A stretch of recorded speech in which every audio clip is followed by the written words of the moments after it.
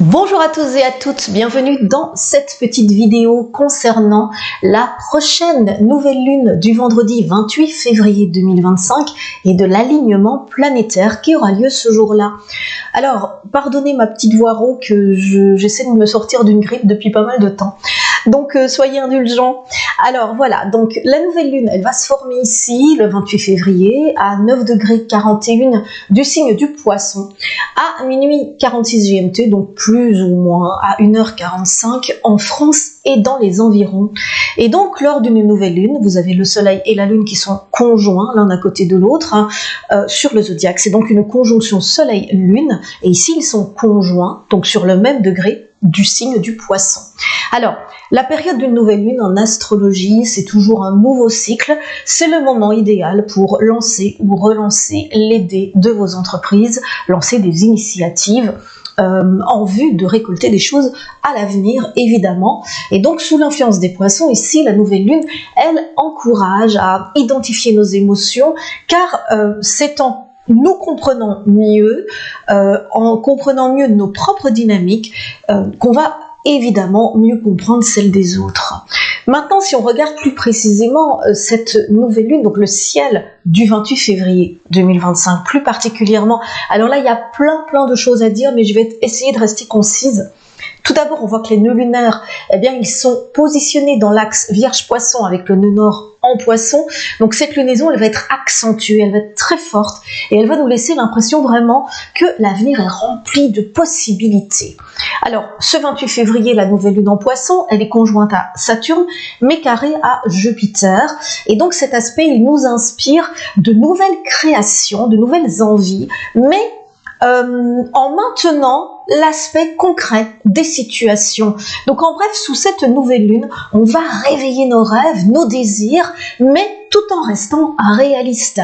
Donc on ne va pas se perdre dans des chimères, on va rester constructive. C'est positif.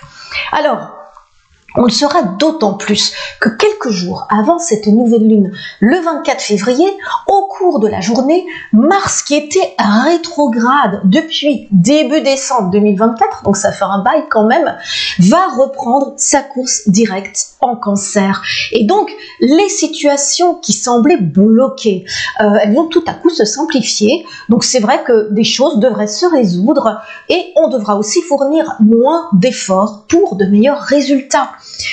Alors enfin, bon, je ne peux pas terminer cette petite... il faut absolument que je vous parle de ce ciel du 28 février, parce il se passe dans le ciel un événement astronomique. Donc au niveau de l'observation, il va y avoir un alignement planétaire de 7 planètes. Vous aurez Mars, Jupiter, Uranus, Vénus, Neptune, Mercure et Saturne qui vont se succéder dans le ciel ce jour-là. Donc si vous observez le ciel ce soir-là, après 20 h, eh bien, idéalement avec un télescope pour voir toutes les planètes, si vous en avez l'occasion, vous verrez que ces planètes, elles seront alignées, elles se succéderont les unes après les autres dans une même bande, dans une même zone de ciel. Vous voyez, quand on est sur Terre, vous allez observer le ciel et dans une même bande, comme cela, vous verrez les planètes qui vont s'aligner. Alors ce ne sera pas en ligne horizontale évidemment, mais il y aura quand même une succession de planètes bien visibles dans le ciel ce soir-là, cette nuit-là, et donc astronomiquement c'est assez exceptionnel parce qu'il y en a 7 ici. Alors d'un point de vue astrologique, c'est un peu différent parce que si on place ces planètes sur le zodiaque qui est un ciel fictif, eh bien on remarque, si on veut voir astrologiquement ce que ça apporte, on voit qu'il y a un amas planétaire en Poisson. Donc c'est surtout ça qu'on va retenir pour cette influence de nouvelle lune et de succession de planètes, d'alignement planétaire. Alors on a en amas planétaire le Soleil, Saturne, Mercure et Neptune, mais aussi la Lune et le nœud lunaire, ils seront tous en Poisson. Et donc normalement, ça devrait être le moment pour nous, c'est le bon moment en tout cas pour identifier nos difficultés, nos échecs, tout ce qu'on a du mal à assumer, tout ce qui nous fait souffrir aussi, y compris ce qu'on ne voudrait pas forcément voir ni s'avouer à soi. Donc c'est le moment de regarder tout cela avec beaucoup plus d'objectivité et de détachement. Alors ici, il n'est plus question de fermer les yeux, de fuir nos responsabilités, de jouer à l'autruche. Il faut se regarder dans le miroir, regarder les choses en face. Ça, c'est déjà commencé à les régler. C'est vraiment le message principal de cette nouvelle lune et de cet alignement planétaire. Donc, cela nous permettra en tout cas, petit à petit, de nous libérer de ce qui nous blesse ou de ce qui nous pèse, tout simplement. Donc, il faut savoir que le sacrifice ici, il n'a pas de place dans notre vie, mais pas plus que l'égoïsme. Donc, c'est le moment, en fait, de retrouver l'équilibre, ou de trouver l'équilibre pour certains, entre ces deux notions, sacrifice et égoïsme. Il ne faut léser personne, mais ne pas faire preuve d'abnégation non plus.